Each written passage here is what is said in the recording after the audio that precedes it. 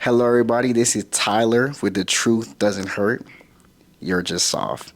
Today, I'm with Tasha, and we are talking about having hope through the waiting period. Me and Tasha met 3 years ago at a youth camp at church. And then also, Tasha, you do help lead the worship team at church. So just tell us a little bit about that. Yep, have been doing worship ministry for over 20 years. And have led worship through a lot of different types of season, including the most recent season that we'll talk about today. Yeah, that's awesome. That's awesome. I do want to say I'm really excited for this episode. First of all, I do want to thank you for allowing me to come into your home, use your really cool setup.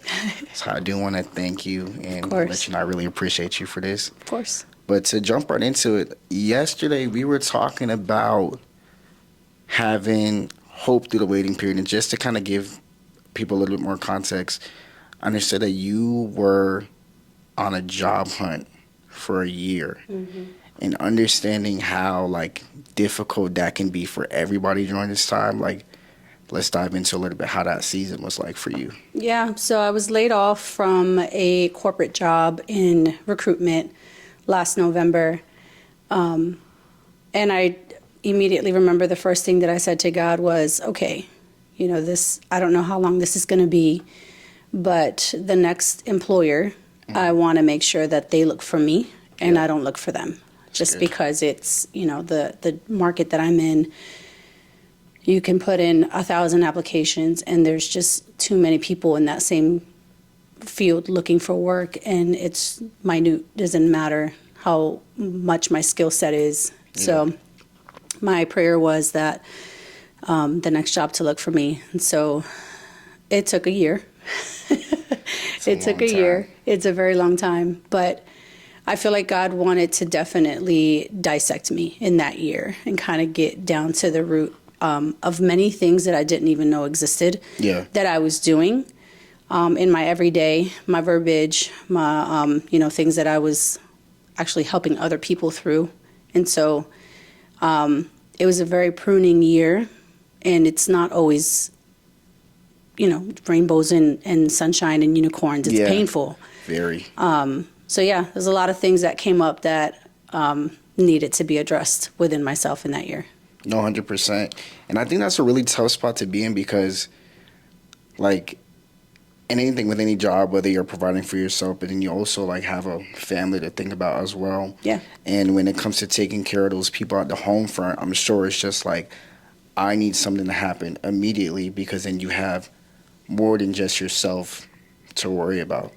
So I know for many people, I've heard people, it would take months or close to a year, but I never heard of exactly a year. Yeah. So as time went on, and, no doors seem to be opening. And then, I'm sure money gets tight. How do you even process that? Yeah. I mean, so the first couple months, we did a really good job with our savings account. Mm-hmm. And just in case of an emergency, that's something that John and I have always done. And so we were able to comfortably handle the first 3 to 4 months of my unemployment. That's really good. And in my head, I thought that was going to be sufficient. Yeah. And, I started to pray in my prayer time with my next job, and so bold in my prayer with just this massive checklist to God, just I know that I'm a daughter of a king, right? Yeah. Pop my collar type thing. Yeah, and this is how I'm going to approach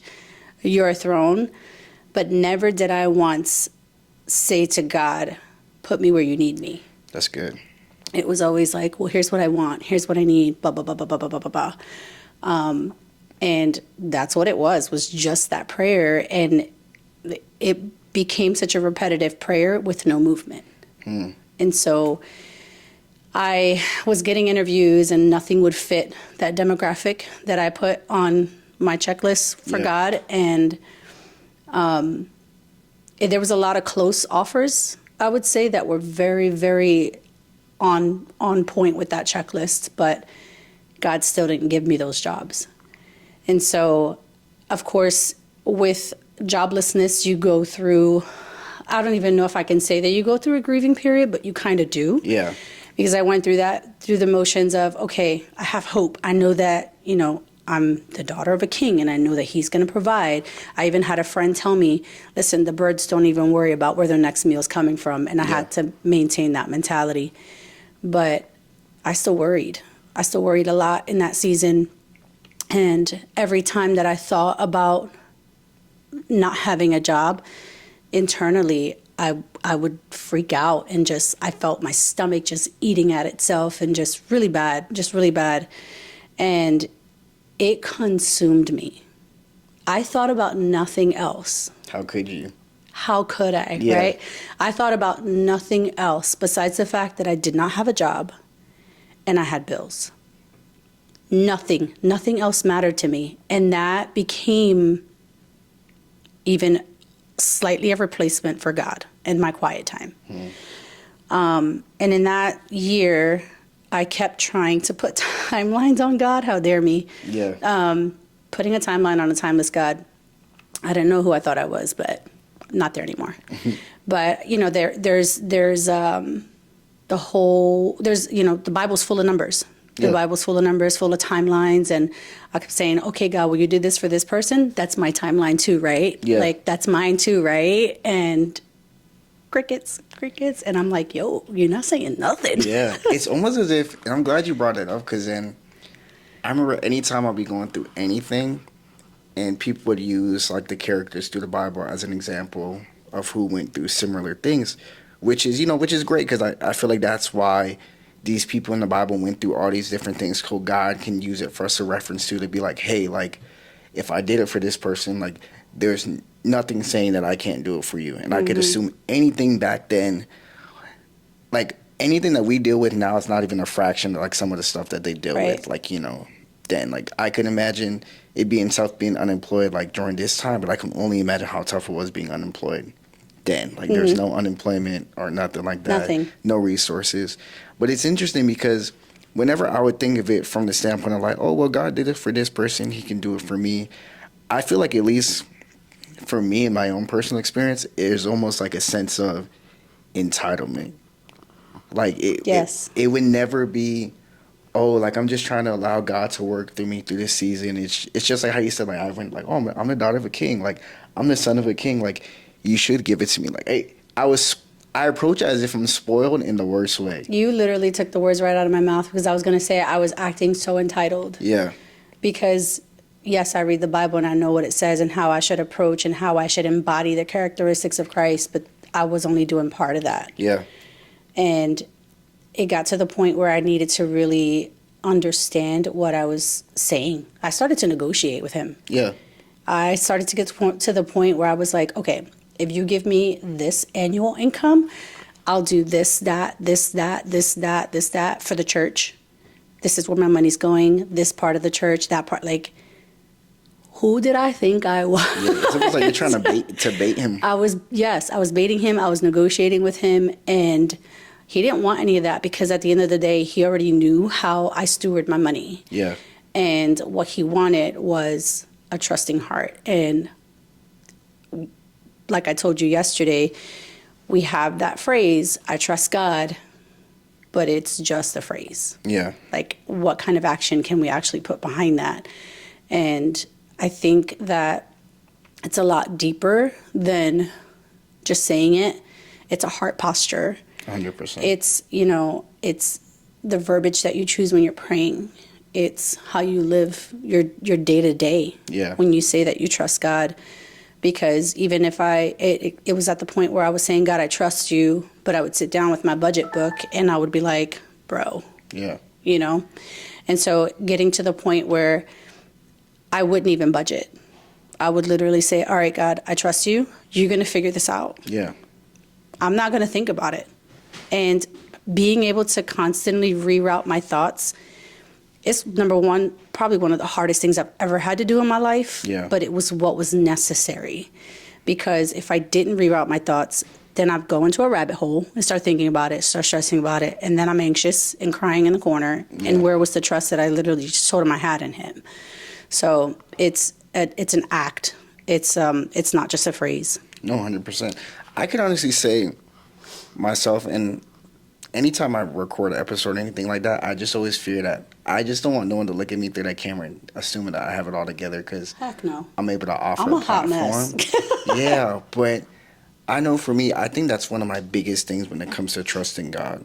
Like if someone came to me and they were going through a struggle, and like if you were to come to me and be like, "Hey Tyler, I lost my job. Can you pray for me?" Yada yada yada. I'm like, "Yeah, I got you. Like I trust God that He'll do this for you." And blah blah blah. Like it's easy to say that in that moment, but I feel like for me, I I am that person that would say I trust God, and it's just a phrase. But then I like just hearing you talk, like I think to myself, and I've been thinking about it all day since we talked yesterday, and I just always tell myself like, do I only trust God because nothing's hit the fan? Like, is God still God? Like when everything's bad, and I can honestly say like that's not the case for me, Yeah. and I'm I'm just to be fully transparent, like, and I'm almost ashamed to say that, but it's just the truth because I like the appearance of trusting God as opposed to the work that actually is required to get to that point. And I think that I was always making sure that I was intentional with letting people in on my journey because, again, I was a mess. I was a mess, and whoever I talked to knew that I was a mess. Yeah. But I wasn't going to put up a front and give the wrong image of who God is and how He's working in my life at that moment.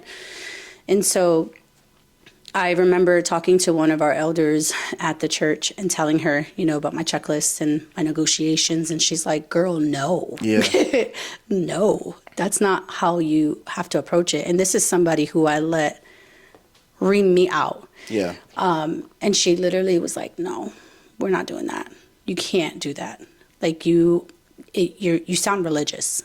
And that was a gut check for me because the one thing I don't want to do is be religious in this because then I'm focused on something else other than the true heart and character of God and the things that He really, really wants from me. Yeah. And so changed my verbiage on how I was praying and started to literally just thank God for a job I didn't have. That's good. Thank Him. Thank you, God, for my job. I don't have it, but I know that you're going to provide. Yeah. Thank you, God, for wherever you need me. Not where I want to be, but where you need me. Yeah. And even if that means that I have to travel, even if that means that I have to go in office, even if that means that I give up time with my grandson because I was babysitting Cairo here all week. Yeah. While I was doing a part-time gig, even if that means that I have to give that up, you're going to provide. You care about the details. Every detail of why I gave you that initial checklist are things that I'm going to leave in your hands. I'm not going to say anything else about it, but thank you. Yeah. And I think that's tough because back to the conversation that you were having with that elder at the church, you would always hear people would say like, oh, like, like how your friend said, oh, like the birds don't go without anything. And then at the same time, you have where people are just like, oh, approach God like with a boldness. Yeah. So how do you, like, I could imagine that like it was tough to be like, oh, hey, I'm going to approach God with this boldness and that I got everything figured out. But then at the same time, somebody might sit there and say like, to sit in front of her and be like, oh, you're being religious. Like, how do you even, like, was there ever any moment where you're sitting there thinking like, I don't know what to do now because I assumed that I was doing everything correctly when I brought this up to God. Hang on. There's going to be a cut in your video. Oh, no, you're good. We got like, how many more minutes? I feel like very easily we can get into isolation in a season like that. Yeah. Where we want to just go to battle in prayer with God, but we need people around us, praying for us, speaking into us. And so I very well wanted to know what I was doing wrong because a year, Yeah. a year, and I still hadn't, gotten a job. And so I was open for correctiveness. I was open for mentoring. I was open for all of that because I wanted to do it right. Yeah. And I didn't, my commitment to God was, well, not even a commitment. My verbiage to God was my next job, I want to be the job that I retire with. So Yeah. I want it to be right. So I was open to all of that. It's good. And I just feel like, especially like going back to that feeling of like entitlement, because then I feel like I'm not saying we should feel entitled, but there should always be a sense of like, oh, like this does belong to me because I feel like God's called us, to be on here and, walk in that authority. But then, when everything's going on, at least in my my own personal sense to where like I've been job hunting, like I've been praying, I've been showing up to the interviews, and it seems like a no after a no. It's almost just like I it's almost as if like I'm begging God to give me something good so I can like turn around to people and just be like, oh, look how good God is. He made this job come for me. But then now it's been 365 days. Like, did you ever sit there and think to yourself that, like, was there any doubt along with that? Yeah, absolutely. Every day. Every day there was doubt. But I feel like what made me change my mental approach to that was I was realistic. Now I got to the point where I was realistic, Yeah. where I was like, all right, God, I don't need this actual number that I've been praying for. What I need is this number to sustain my household. Yeah. And if wherever you put me, there's opportunity for growth, give me the wisdom, give Yeah. me the mindset, give me whatever I need to excel instead of, immediately trying to get right to the top in the next organization. That's good. That's good. Being okay with starting over. That was another thing. Like, I initially wasn't okay with that. I wanted to be right where I was. And that actually hurt me because I was not entertaining jobs that were at the level that I was. I wanted something more. Yeah. So, I think it's so interesting that you said that because I'm sure other people have gone through the same thing. But me personally, I feel like that's where I'm at because I'm 27 now. Back in school. I haven't been in school in years. And just like you said, like I just want something better. I've always had the same type of job, customer service, anywhere I went or in that capacity. Until one day I was like, Lord, I don't want this no more. I don't want to leave this job just to do the same thing and feel the same way about it a year later. So I was like, let me put myself in a position to better myself. So I'm in school to do radiology. But even though I'm doing all the steps that is essentially what set me up to be better, because essentially that's what starting over is. Like you're just approaching something with a new, with more experience to be better than you were at it the last time. So it's a great thing. But I feel as if once you've already lived your life and you've already experienced certain things, like starting over is such a dreadful thing. So how do you even fix your mindset to think like, okay, this sucks, but this is going to be beneficial for me? yeah. I mean, I feel like fixing the mind is the first thing. It's honestly the only thing Yeah. because I couldn't control anything else. I could only do but so much. I could only apply but to so many jobs. I could only reach out but to so many people. Yeah. And so fixing my mind was my only priority. And that was, all right, what do I really need? Like truly, truly, really need financially in my next workplace? Like, what do I really, really need? Instead of having like this grand dream wish list. Yeah. Realistically, be real. You know what I mean? Yeah. I just kept telling myself, like, be real with yourself because, yes, God is God, but he's not a genie. Yeah. And I felt like I was approaching him in that way. And I've been a Christian for 30-something years, so I should know better. But of course, I'm human and needed to be reminded of that because very easily we get so complacent in certain mindsets and certain verbiage and certain phrases that it was just like, well, I have the authority to do this. Yeah. But no, it was a complete rewiring of the way that I thought about my relationship with God and how I truly, truly, truly approach him and talk to him and need him instead of, I know you can do this. Like, I've seen it happen for other people, but I'm not other people. Yeah. I'm me. And there's a specific calling on my life. There's a specific place he needs me. There's a specific ministry he has me in. And I can't control any of that, especially when I say, I trust you. That's good. That's good. You know, it's almost as if like when you said it's like it's a constant renewing, like it's constant work.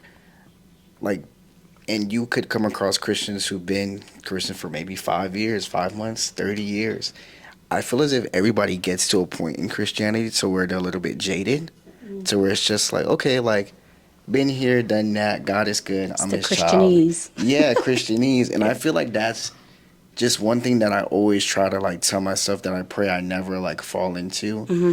That I really hope that whenever I'm talking with somebody and they come to me with something or if they need something, I don't want to hit them with Christianese because then essentially I'm just speaking a language that they don't understand.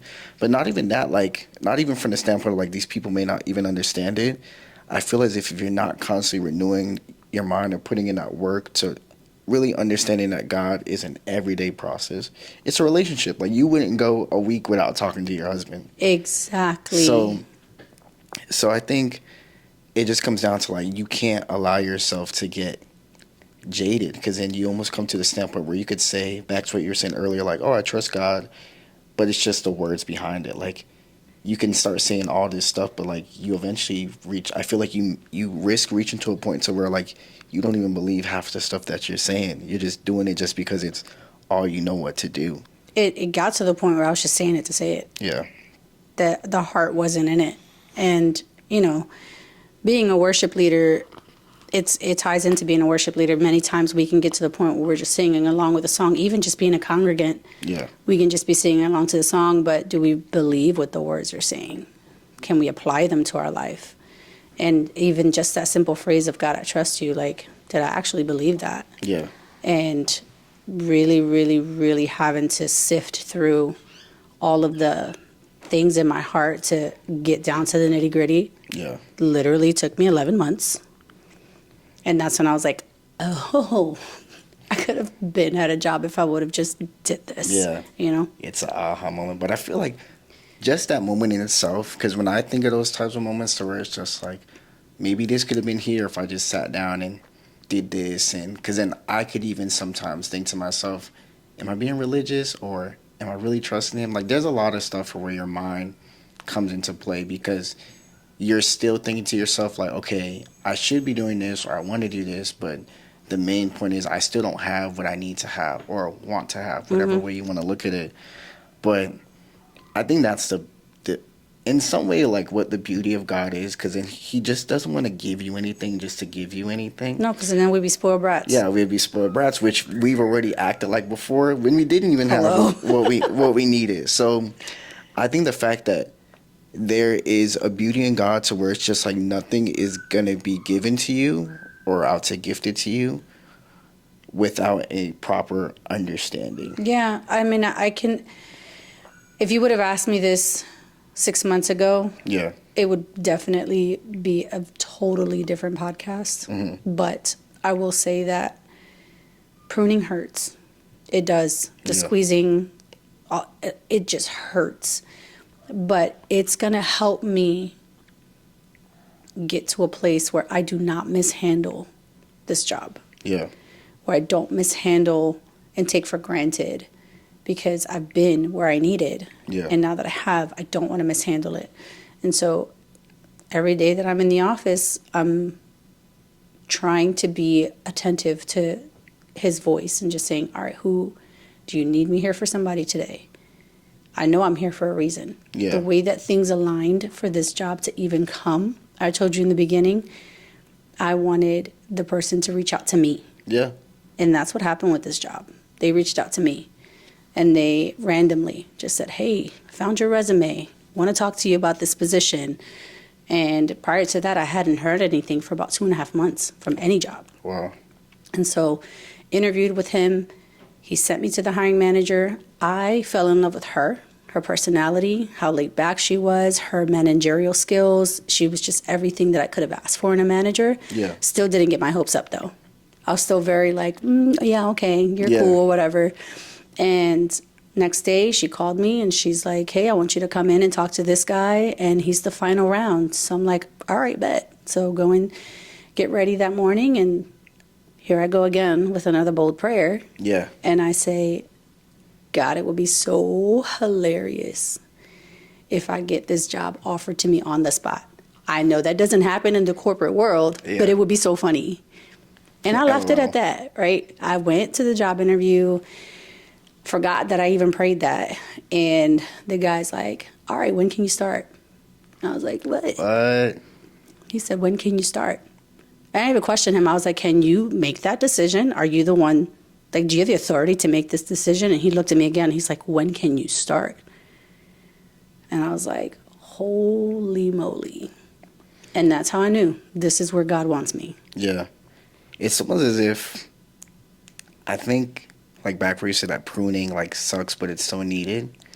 Imagine if, because eventually I feel as if even if you didn't take those steps within this long process of a year, it would still, like, you would still get your job because God understands that you need to provide for your family and provide for yourself.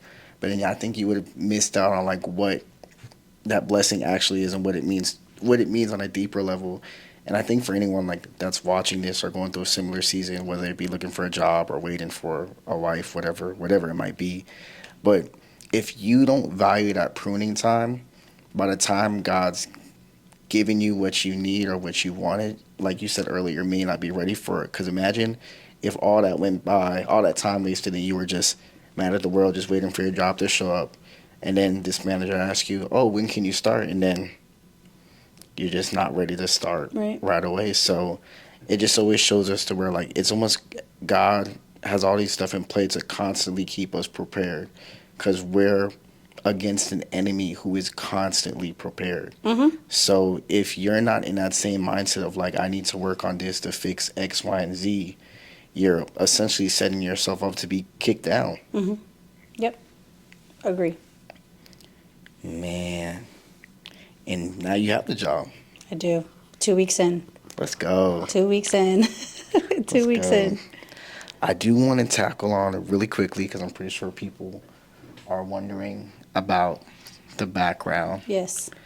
And those who may not know, you do tattoos. I do. So very quickly, and well, not very quickly, we got like maybe like 12 more minutes, but I just want to talk about like that side of Tasha that everybody may not know. Like, tell us what got you into tattooing. Yeah. It was not something I wanted to do. Really? No, I didn't.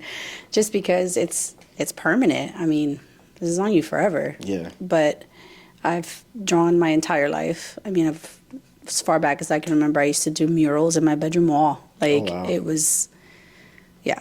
But I had a family member that was like, "Hey, you should try to tattoo." And I was like, "You are absolutely insane. That's so permanent, and I don't even know how deep this needle can go. Like, yeah. I feel like I could kill somebody." Dramatic, right? I'll be scared. But I did it. I bought the kit and I bought the fake skin and I practiced. And my husband was a canvas for me. My daughter was a canvas. My son is now a canvas. And I mean, I have a clientele now and have been doing it for going on 4 years. But it's definitely something that I like to use for a disassociated time. Yeah. Where I can, take that time to clearly focus on drawing, but also I'm in my head, I'm in my zone, and, whoever's in that chair, they sometimes use it as a therapy I legit feel like I'm in therapy. I feel like I'm in therapy. No, they sometimes use it as a therapy session. And yes, tattooing is controversial in Christianity.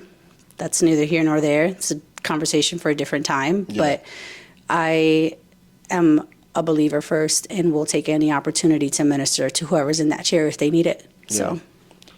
And, when you think about it, like, I think it all comes down to, like you said earlier, just making yourself available, asking God, like, what do you need me to do here? And that shows in your job. I'm sure when you were mentioned, like, oh, hey, you should do tattoos. I don't know.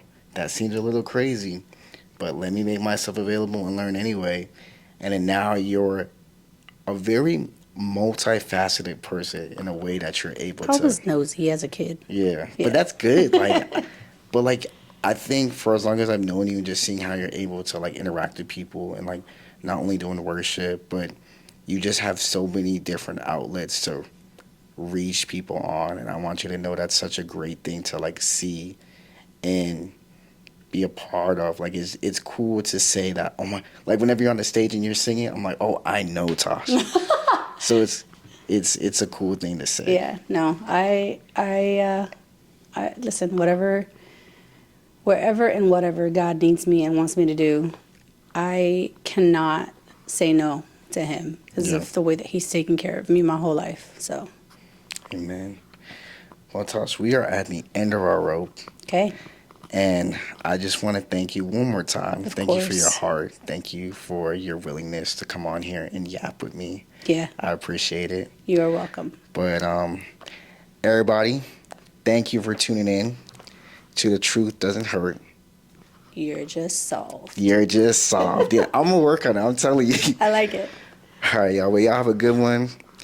New episodes coming soon. Tune in, subscribe. Love y'all.